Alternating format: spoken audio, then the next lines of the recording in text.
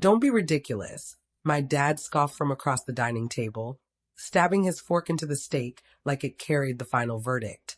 You running a business? You'll sink before you even get started. Asking for $75,000? It's far too risky. Better stick to your job and keep things small. His words landed on my chest like jagged stones. I had walked into that conversation with shaking hands, clutching a folder bursting with plans, charts, notes, even a cautious financial forecast. I thought maybe, just maybe, he would see possibility instead of fragility. But his smirk said it all. Hi everyone, my name is Claire. I'm 29. And in that moment, as his laughter cracked through the room like a broken bell, I felt the invisible chains tighten around me. Have you ever noticed how the people who preach family first are often the same ones who tell you your worth comes last? I sat there in silence, the air thick with the smell of overcooked meat and disappointment. Mom wouldn't meet my eyes. Joseph leaned back, smug, scrolling through his phone. My brother never had to ask for anything. Dad handed it all over to him. Months later, I watched Dad sign a loan, not for my idea, but for Joseph's BMW dealership. Not $75,000, not even double, $725,000, nearly 10 times what I had nervously requested. Now this, Dad said proudly, patting Joseph's back, is a future worth betting on. The irony cut deep. My plan sat collecting dust in a folder on my desk, while Joseph parked shiny new cars in front of the house, each one flashier than the last. Meanwhile, I worked double shifts just to cover my rent. Then came the cracks. Cars repossessed. Empty showrooms. Dad's booming voice replaced by frantic calls from creditors. And Joseph? Gone. Like a ghost in designer shoes. Today, my father stands in my living room. His eyes are bloodshot, his voice shaking. But still, even in defeat, he wears pride. Claire, he says, as if the years of dismissal never existed. You'll have to sell your house. It's the only way to save the family. His words hang in the air, heavy and suffocating, like smoke rising from a burning bridge. My chest tightens, but this time, my silence is different. This time, it's fire, and he has no idea what's coming. I look at him, my own father, standing like he owns the place. His voice is filled with entitlement, not apology. Claire, it's just a house. You're single. No kids. You don't need all this space. Family sacrifice means stepping up when we need you most. I grit my teeth. Sacrifice. He wields it like a sword, but it's always pointed at me. Where was sacrifice when I asked for help? Where was family when I worked 2 jobs to pay my bills while Joseph played businessman among his rows of German cars? I don't answer immediately. Silence stretches, filled only by the ticking clock on the wall. Dad shifts uneasily, as if my refusal to agree instantly is an act of betrayal. Claire, he presses, don't make this harder than it has to be. Joseph's dealership just needs a little breathing room. Breathing room? I almost laugh. They drained me of oxygen years ago. My mind flashes back to nights sketching logos, mornings waking before dawn to map out supply chains. My online business plan, dismissed as childish, unrealistic, still glows inside me like a stubborn ember. And now, the same man who once laughed in my face dares to ask me to burn down the only stability I've built just to prop up Joseph's ashes. Finally, I speak. Dad, when I asked you for $75,000, you said it was too risky. You laughed, called me naive. But Joseph? He got $725,000 without a second thought. And now you want my house to cover his mistakes. He flinches. Pride swells in place of shame. Joseph is your brother. We don't abandon each other. I step closer, my voice low and sharp. Funny, you abandoned me the moment I dared to dream. The room goes quiet, but something inside me has shifted. For the first time, I'm not begging for approval, I'm setting the stage. The curtain is rising, and I can feel it. His face hardens, that familiar stone wall he wears whenever he realizes I won't bend. You always make things about you, Claire, he snaps. This isn't about the past. It's about survival. You've been living in this house like a queen while your brother fights to rebuild. Isn't it time you gave something back? A queen. I've clawed for every inch of stability, saved for years, skipped vacations, turn-down dinners while Joseph struggles look like champagne-fueled networking events. Heat rises in my chest, but my voice stays calm. Give something back? I was never given anything. Dad, you invested in Joseph's fantasy and left me to build myself from scraps. Don't rewrite history now that the fantasy has collapsed. His eyes flash. Behind the anger, I catch something else, fear. Not for me, not for the family, fear for his image. The man who bragged about Joseph's dealership at every barbecue, every holiday, now risks looking like a fool, and he wants me to pay for it. He tries again, gentler this time. Claire, honey, we're drowning. The bank will take everything. If you just sell this place, it'll buy us time. We can fix this together. Together. That word cuts. It was never together when I begged for belief. Never together when Joseph's cars gleamed, while my car's check engine light blinked warnings. I shake my head slowly. No, Dad. Not this time. For a moment, he looks like he might collapse. Then his jaw tightens, his voice dropping. You'll regret this. When Joseph is back on his feet and you're still clinging to your little job, you'll regret turning your back on us. I stand taller, hands steady. He doesn't see it yet, but the ground beneath him is already cracking. The door slams behind him, leaving his threat echoing through the walls. My living room feels colder, sharper, as though the air itself carries judgment. I sit on the edge of the couch, staring at the folder I once begged him to open, still tucked in my desk drawer, filled with the plans he called childish. That night, sleep never comes. His words replay like a broken record. You'll regret this. You'll regret this. But the more I hear them, the stronger I feel. Regret is no longer mine to carry. By morning, the world will see a different Claire. And hey, if you want to follow more stories like this, don't forget to subscribe to my channel. Joseph's dealership had finally shut down for good. Employees went unpaid, cars were repossessed, debt spiraling out of control.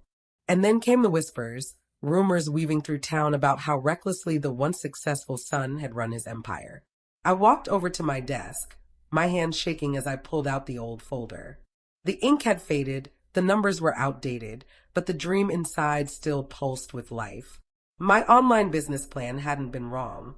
It had just been buried, and I refused to let it and myself stay buried. While my father and Joseph scrambled in panic, I poured every ounce of energy into reviving that plan. Nights turned into work sessions. Every unnecessary expense was cut. I taught myself tools I once thought required funding I didn't have. The glow of my laptop became my only light, my heartbeat the only clock I followed. Meanwhile, Dad's voicemails came in thick with desperation, each one angrier than the last. You're selfish, Claire. Your brother's life is crumbling and you're hiding behind your little projects. His voice cracked near the end, and I almost felt a flicker of pity. Almost. Because what he didn't know, what none of them realized, was that my little project wasn't little anymore. It was growing. Orders trickled in slowly at first, then surged like rain before a storm. Watching the numbers climb, one truth settled deep into my bones. They laughed when I asked for $75,000, but soon they would witness what I built without spending a single dollar of theirs. The first time I saw $10,000 in my business account, I froze. My hand shook, not with fear, but with possibility. Those weren't just numbers. They were proof. Proof that I wasn't naive, that my vision wasn't foolish. Proof that I had been right all along. Days blurred into nights as orders multiplied. Dad wanted me to sell the house, but I turned it into a warehouse of ambition. Boxes filled the corners, sticky notes plastered the fridge. My dining table became a shipping station. Sleep was scarce, but adrenaline kept me alive.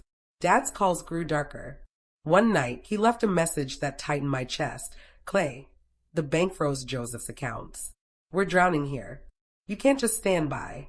Family doesn't abandon family. Family, always his shield, his excuse. But the tides had shifted. Neighbors no longer whispered about Joseph's flashy dealership. They were talking about Claire's project taking off. My inbox overflowed with repeat customers, collaboration offers, even proposals I'd only dreamed of. I didn't need their approval anymore. Strangers believed in me. And then one day I ran into Mrs. Foster, one of Dad's longtime friends. She smiled warmly. CLA, your father says you've got the sharpest business mind in the family. He always knew you'd outshine Joseph someday. The lie stunned me. The man who once laughed at me now tried rewriting history to save his pride. He hadn't supported me, but now he wanted to bask in my success. I smiled politely, but inside a fire burned hotter. He didn't know it yet, but I was preparing something.